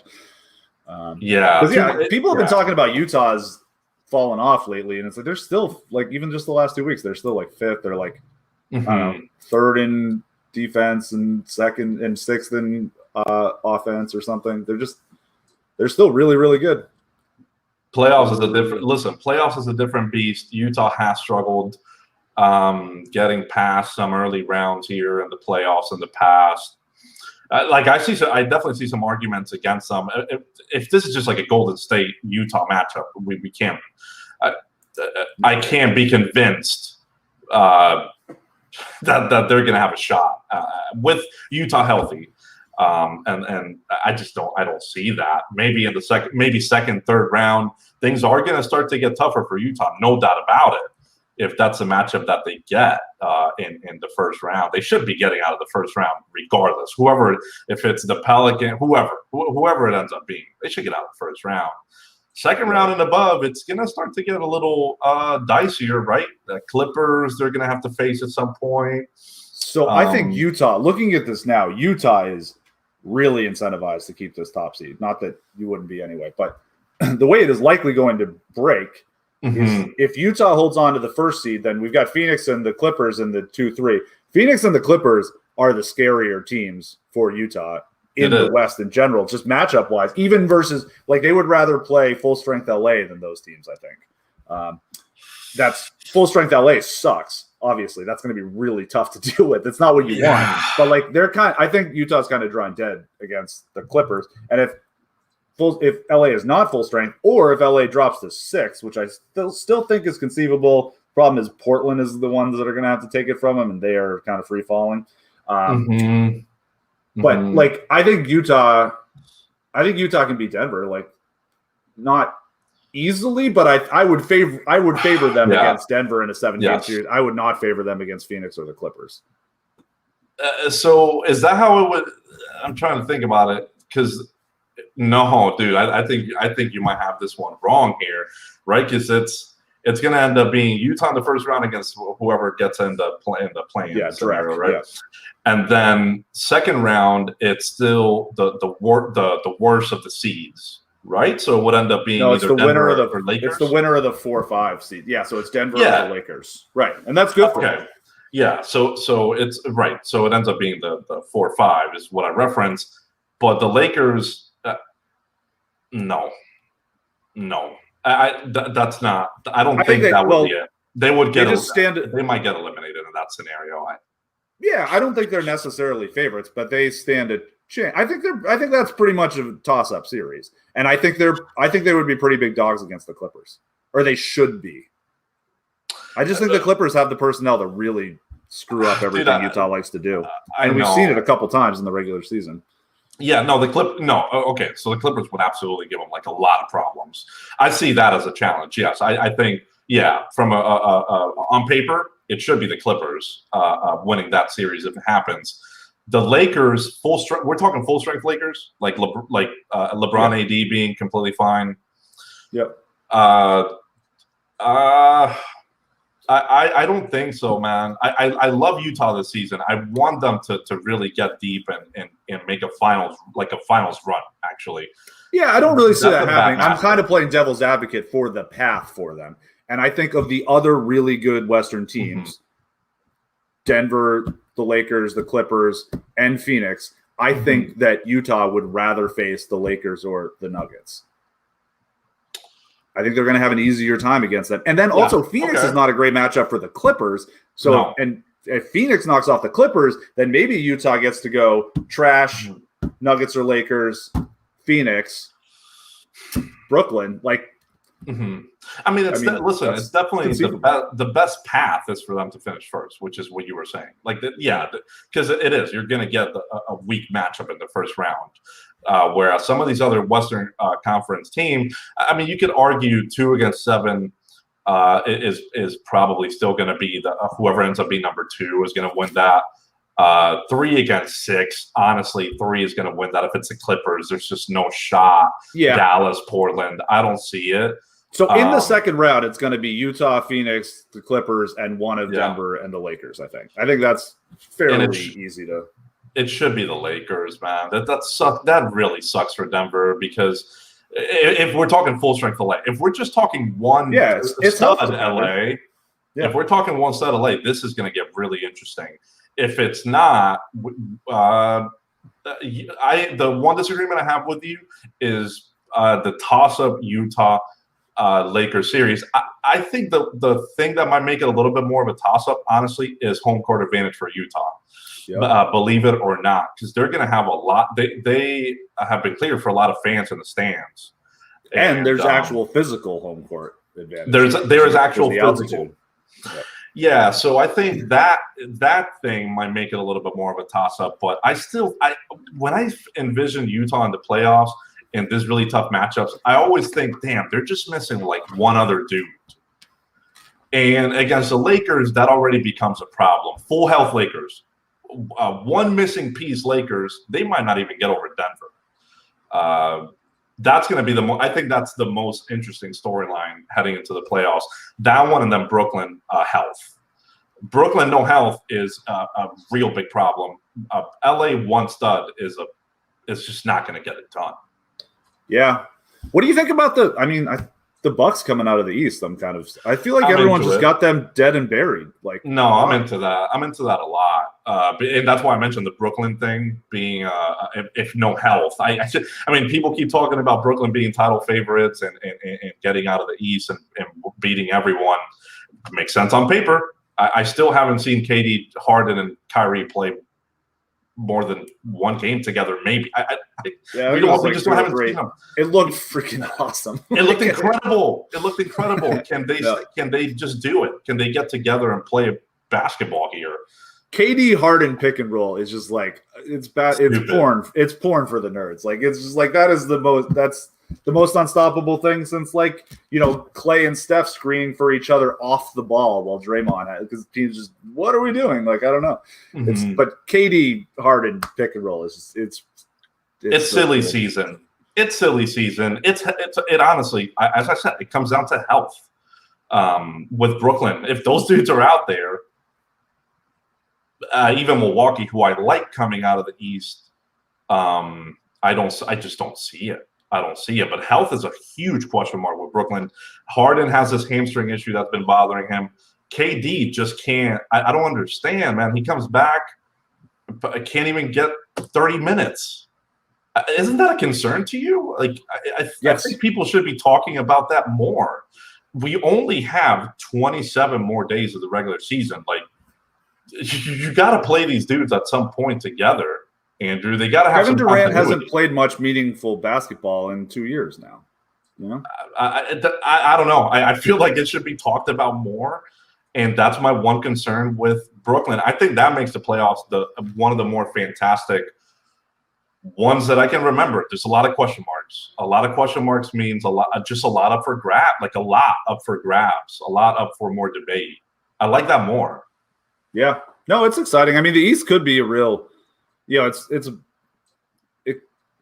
East could get real interesting. It could be like they're all trash, and that's why it's more interesting. But I don't know, Miami, I don't really want to totally count out yet. I don't think they're not as good as they played last year, but they're not going to be a fun. If that's like the 2-7 seed between them and Brooklyn, that's not going to be fun for Brooklyn, especially if Brooklyn's hurt early more. That could be a problem. Yeah, that could be a little bit of a problem. I don't like Miami as much as what they did last year. But honestly, I think the East is also coming down to just a few teams too. Let's not make this if Brooklyn no health, it's going to be the next time. It's not. It's still probably going to be Philadelphia, Milwaukee, and then Philadelphia is always the same thing. They get to the playoffs, underperform. It's all Joel Embiid or bust. Exactly. No, it's three, and I suppose the Celtics could, but it's at this point I'm not counting on them. It's really three. It's the 3 teams in the East, and then it's the 5 teams in the West.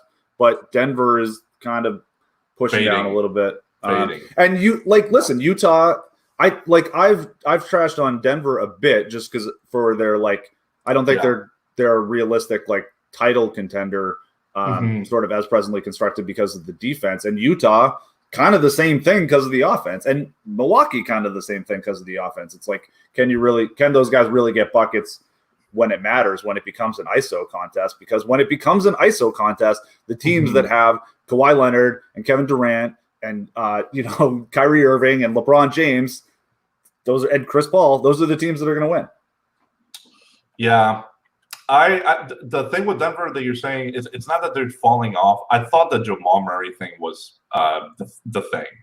Right. Their depth is not as good as you think.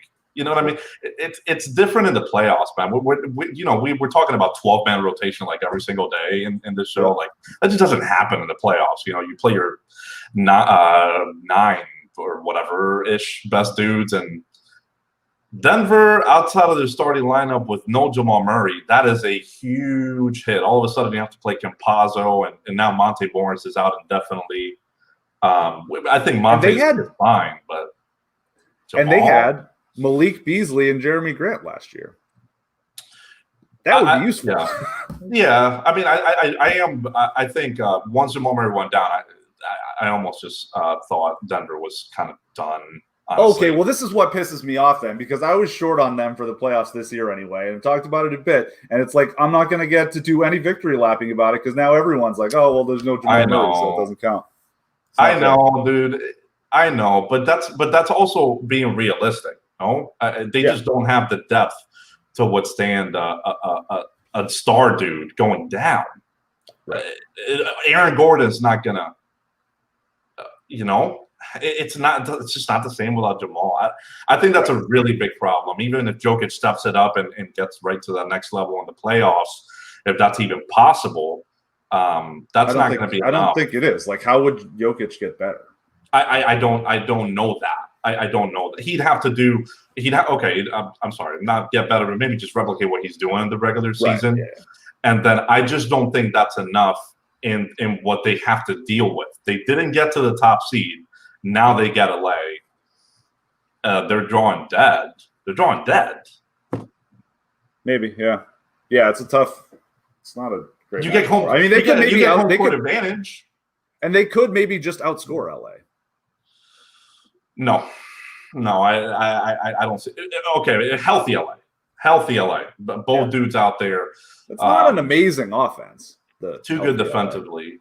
No. Yeah, no. I'm not saying it's a great offense defensively. Right. Well, that's what I'm saying. That's right. They're a good defense, but good offense beats good defense. And like the Nuggets are like an all-time offense this year, and Jokic is is probably the best offensive player in the league. He's been absolutely ungodly this year.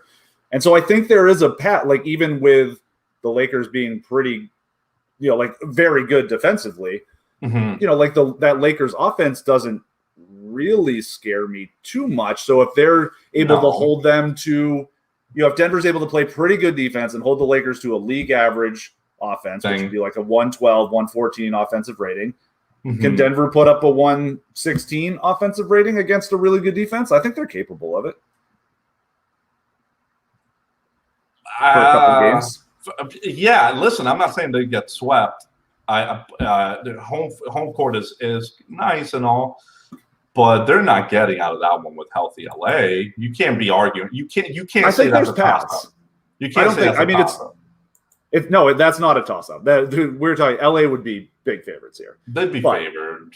There's a path. The direct path is no LeBron. That is the direct path for them to get in there and make some noise in the first round. It just sucks. What we're talking about sucks for them. If they were in a better seeding situation, maybe we'd be talking about a little bit different of a thing. But at some point they'd face the Clippers. At some point they'd probably face the Clippers, and then that rematch is just not going to end well. Jamal, I don't know if Jamal Murray thing is just too big. I don't know if you're thinking about that in the full context of it. I mean, Jamal was arguably their best player in the playoffs last year. Like he was just carrying them through some of those. Right. No, that the clinic that he and Donovan Mitchell put on against one another is amazing. Do they get out of that series? Okay. Do they get out of that? Yeah, I'm not saying. I don't think I think the Nuggets do not have really any chance of like winning a title, but I didn't think they did before. And I'm just saying I can argue a path for them to beat even the full strength Lakers in one series, like it's also the first series. So like, do we get LeBron and AD back and they're playing at 75% of their usual capacity? Yeah, that's the question marks are killer. And LeBron not getting back now. They said weeks. So will he get back in time like 1 week before the playoffs? Like what's I just don't know the cutoff, I don't know. That worries me a little bit because I don't know. Is what you're saying. Will it just be like 75%? What I'm very confident about is he'll be over his injury. So I don't think that the high ankle thing is going to bother him going into the playoffs. I think he'll be over that. The question then becomes the conditioning, the everything else. Right. A little worrisome. It's a little worrisome. So in the interest of the public discourse and thought exercises and having cool stuff to talk about, I am here making devil's advocate arguments for how shorthanded teams could possibly go about things. And you are taking the absolutely cowardly route of saying, well, LeBron James is really good. You're taking the easy way out, right? That's what we're saying here. No. Well, listen, I know that you were shorting Denver earlier. So, I can see why you're feeling the way you are with that. Right now, I like him. It's like the freaking Zach LaVine thing. Oh, he's 9,500 again. Let's do it. But then the Lakers, honestly, low key, just really low key, kind of lucked themselves into this thing here, where they're 5 and they don't have to face the Clippers or the Suns. I mean, look, whatever, or even to an extent Utah in the first round, like whatever. You can say that Phoenix is not ready to take that next step in the playoffs. Whatever argument there is against that, but that is a tougher series than Denver in the first round. Oh, yeah. That Phoenix is a tougher Phoenix series. is a very good team. They're a team. They got stuff kind of figured out. So that I wouldn't want that. So yeah, the Lakers kind of lucked themselves into 5 because these dudes are down, and now they get to play Denver with no Jamal Murray. Right. I mean, and Phoenix has everything you're looking for, right? Like it's the whole package. Like, what do you need in the playoffs? Well, it's nice to have the adult point guard that really knows what they're doing and makes the right decision. Well, they've got the best dude at that, like of this generation, at least, sure. The last 20 years, like they have the best guy at that. You need the tough shot maker. They have, he's not Kawhi Leonard, but they have a strong tier 2, like really, really good isolation scoring tough shot maker. And everyone's job, as far as that goes, is made considerably easier when you have the god point guard out there. They've got, a reasonable rim protecting center that can that isn't a 0 offensively, but isn't asked to do too much. They've got that. Aiden's fine. Like he's whatever. He's a top 15 center or something. Like that's decent. That's helpful. And then they've got a ton of wings that can mix in and out. Some of which can shoot. Some of which can play defense. Some of which are big. It's pretty nice, that stable of things you want, right? You've got the star or two, the nice point guard, wing depth, not embarrass yourself at the big spots. Like, what more can you really ask for? It's a very well-rounded team. It is a very well-rounded team. That's why I really don't think that you want to face them in the first round as a high seed. I think that I honestly do believe that'll be a tougher out for the Lakers than having to face this banged up Denver team. Right. Well, right now it would be Suns and Mavericks as the 2-7 series, which that's the Suns are winning. Absolutely, it's still a fun series. We'll get some Luka heroics. I would love that. I love Luka, man. I love Luka, but Dallas has felt like that all season. It's because Porzingis sucks. That's been a problem. It's probably because Porzingis, because of that. But to have you at any point of the season felt like, damn, it's Dallas's season. No, I never did. No, they've had a bad season. Luka came into town fat. They had COVID for the first month. It was a disastrous start. And they've been pretty good lately. So they are they're not if you're the Suns, would you rather face Portland or the Grizzlies or the Warriors? Absolutely. But the Mavericks are pretty formidable bottom half seed, but they're not up there with the 5 teams that we were talking about as being contenders in the West. No shot. I like Dallas's offense. I certainly like the last season. I think that this season, even offensively, they can make some noise offensively. That the matchups that we're talking about are just dreadful. These are just dreadful matchups coming out of the West. The East might be, I guess, it might be slightly more interesting in some spots. West doesn't it just feel too straightforward? And most years it kind of is. I guess I shouldn't be surprised by that, but I would say no, though, because I think there's 3 teams: the Suns, Clippers, and Lakers that I can see winning the title, no problem, easily. That I would put any of them. I feel really strongly about being really good. I think any of them could beat one another.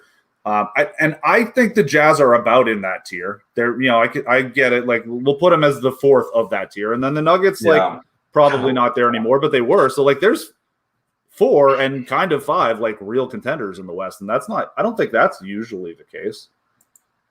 No, but also let's face it, that's probably because of the Lakers banged up situation. I suppose, but I don't know. You wouldn't. You come on, stop. Did you like the Clippers? You preferred the Clippers to the Lakers last season, even in the playoffs, right? I did. I'm What's dumb. changed? I don't think you're dumb. I think the Clippers played like shit and were not happy in the bubble, and they're too good of a team. I don't think what happened last year is oh, that's the end of the Clippers.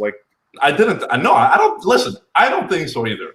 I really like the Clippers again, but LeBron James and Anthony Davis in the playoffs.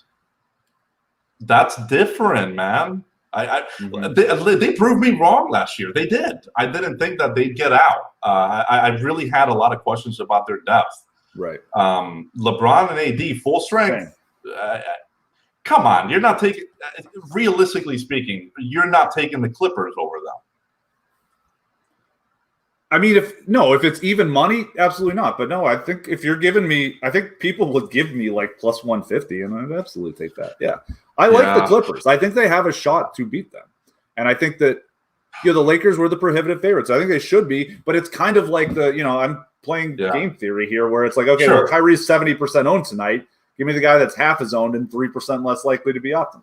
Yeah, I mean, they should have been in Denver last year, right? That's stupid. They should have, and basically did steamroll them for 4 games, and then just like completely lost themselves. And I think they've got good personnel to match up against the Lakers. I think they can do it. They can guard them. I honestly think they're better this year, flat out. Yeah. I think they're better this year. But what you're are the Lakers? I don't think the Lakers are. I think we thought they were coming into the season, but Harrell has been a net negative. They've oddly really missed Dwight Howard and JaVale McGee, just the way they ran their defense. Yeah. Those guys were really helpful for their defense, just the way they did it. And Schroeder is fine, but I like Schroeder. Yeah, I like Schroeder. Don't like Harrell much. I think you're right on Dwight and JaVale for sure. We'll see if Drummond can fill that, but he's not that. He's not. No, he can't. He's not that dude, right? No, he absolutely can't do that. He's a very different player than those guys. Those guys, the way they ran their defense is they'd chase you around the screen and try to push you towards the rim, where you had one of those guys waiting and Anthony Davis coming in to help, or LeBron coming in to help, like whichever one's man wasn't in that action. They tried to force you into the paint, actually, and if you do that against Andre Drummond, that's fine. Just score over Andre Drummond. Yeah, it's definitely not the same thing as those dudes. I certainly think the Clippers are better. I think that the thing that we're not accounting for is that also it's very similar injury risk. Let's not talk about that either. Like the Clippers could go into the playoffs a little bit banged up. George has this foot issue that has bothered him since he got it. It's been bothering him all along. So Serge Ibaka is like still really good. I think people underrate him. It's a thing. Him. That's a really big thing for them as well. Getting that dude going in the playoffs. Forget about the regular season. It's getting him in the playoffs. He'll be a big part of their actual rotation. I think that could be a really meaningful thing for sure. The thing that for the Lakers, I don't worry about their roster. My biggest worry is I've never seen LeBron in this situation. Hurt, period. Hurt going into the playoffs without that rhythm. I don't know what that does, and that question mark alone is really interesting. Not in the first round, in my opinion. If they do face something like the Clippers or the Suns, that gets really interesting in a hurry. In my opinion, because that's a big question mark in my opinion. If it's not full strength LeBron, because the dude is incredible. The dude is still incredible at this age. But we haven't seen this before, right? You could agree it's a pretty damn big question mark. If he's just hurt and he can't give it a go in the playoffs, then we're talking about a different story. The Lakers are not going to go anywhere, really. Yeah.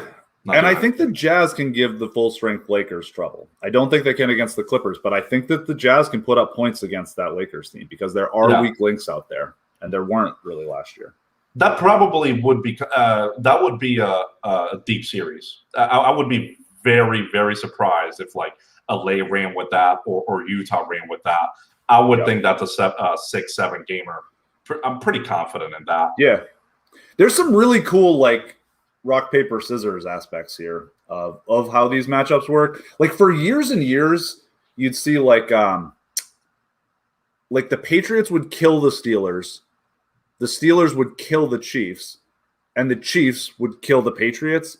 Just like for a long time, just the way that those teams matched up, like I forget exactly how. I know the Chiefs generally beat the Patriots with speed, The Patriots beat the Steelers. Oh, because the Steelers blitz all the time. You couldn't blitz Tom Brady. I forget. The Steelers are just have always been like way bigger than Kansas City. There was like a 5-year period there where it was like that was how it always happened. Like every time there was a Tom Brady's dead piece that was started to be written like 7 years ago, it was generally after they got killed by the Chiefs at some point. So there are just like different teams take advantage of other teams' weaknesses, and I think there's going to be a lot of that in the playoffs this year, which is pretty cool. And I do think that the lack of continuity, it's not talked about often. I really, Andrew, my biggest concern with the Clippers last year was they haven't played together much. Going into the playoffs, what is that going to look like? Right. Harrell and Lou Will, who were the guys that they didn't get along with, also missed most of the bubble. Like they started playing like right before the playoffs. Yeah. So I am worried. That kind of worries me for some of these like big teams, because the Lakers are one of those, and then Brooklyn on the other side. Everyone wants to claim them the title winners already, and the lack of continuity of these dudes playing even 10. Are they going to be able to get 10 games in there before the playoffs start? I think that's it's a big challenge, right? Saying, hey, play some regular season games together and kind of figured it out. And then say, hey, figure it out in the playoffs while playing Milwaukee. All of a sudden, I'm telling you, that becomes a different thing. It's way more pressure. I understand that KD has been there, Kyrie has been there. I think that lack of continuity could be a real killer for some of these teams. Some of these teams we've talked about. Phoenix has been healthy for essentially the majority of the season. Yep. Utah is now going to go in a stretch with no Donovan Mitchell, but they haven't had the COVID thing for essentially the whole season. They were the healthiest team all year. Yeah, like some of these teams in terms of continuity have had it, and I think they're going to be completely fine. And then there's some other big question marks. Milwaukee's actually one of those teams, by the way, in terms of continuity. They've had a good stretch where they've played together this season. Ending in the regular season, they're going to rest a lot. But I feel comfortable with that scenario, right? Kind of, I guess, similar to Philadelphia. They were hit by COVID earlier in the season. Then they kind of put it together with their roster and have some continuity. So I don't worry. That's not my worry with them. Yep. Brooklyn, I don't know. Time's running out. It's the thing. Right. The thing, yeah. The thing with Brooklyn is they are kind of like a team. Because, like, obviously you need some actions, but because of how just unbelievably dynamic those three guys are, they are a team that can be really good without a ton of practice. They don't need to be the Jazz and be like, all right, this is exactly how we run this pick. And, you know, like. Yeah, no, they don't have to. They don't have to be that, right? So that is essentially not what I'm saying. But no, I know the continuity thing of playing together. Figuring it out. You're not facing Houston in the playoffs. You're not facing OKC in the playoffs. You're going to face some more formidable opponents. I mean, I guess there's still a chance that they might face something like the Knicks in the playoffs.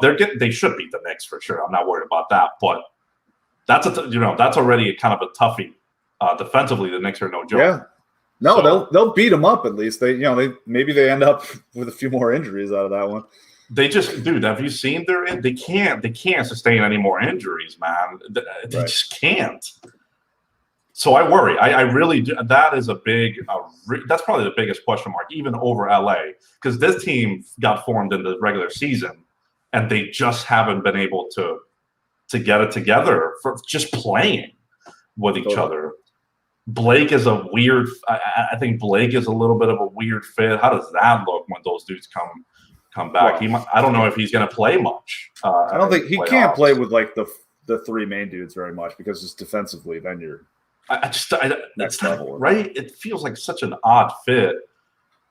And these are the things that, again, you want to figure out during the regular season, and you don't want it to happen come playoff time. And now you're like, okay, what are the pieces around this team with the rotation?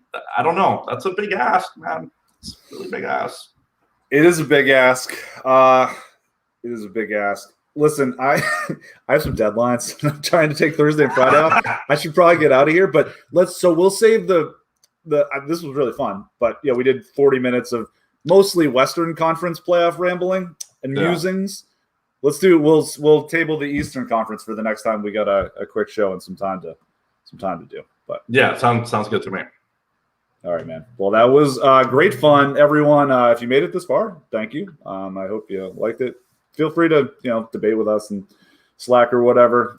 We love talking basketball. Good luck with all the contests tonight, and we will be back tomorrow. We got a huge slate. Bigger game, bigger slate. Absolutely. And hopefully, I don't know, hopefully things end all right with this trial. Yes, for sure. Absolutely. All right. Good luck, everyone. We'll talk to you tomorrow.